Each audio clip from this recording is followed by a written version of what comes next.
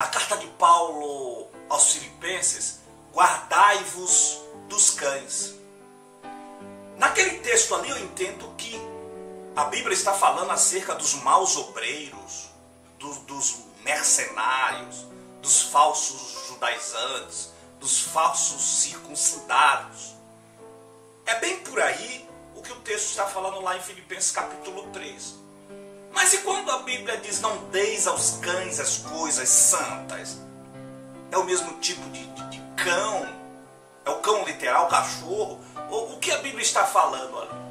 Na verdade, numa linguagem simbólica, o texto nos traz uma mensagem de profanação daquilo que é sagrado.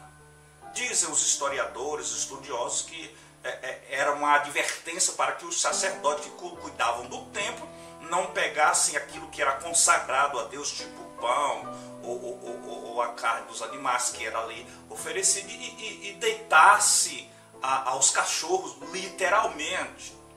Ensinam os estudiosos. Porém, a mensagem ali, entendeu, pode ser interpretada de uma maneira simbólica, falando acerca daquilo que é consagrado a Deus e ensinando que não pode ser profanado, e também de uma linguagem literal baseado na história mais aprofundada.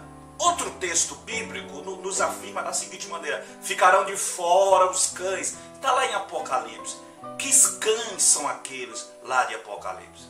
O próprio contexto responde. É por isso que eu sempre ensino a se examinar o contexto. O contexto ali fala dos idólatras, fala dos adúlteros, fala dos maus, fala dos incrédulos, fala dos assassinos, e assim sucessivamente.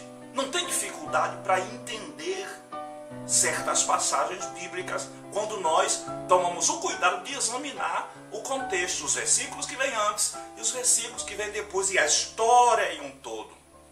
Mas quando lá no Evangelho de Cristo, escrito por Mateus, está escrito assim: não é bom lançar o pão dos filhos aos cachorrinhos ou aos cães.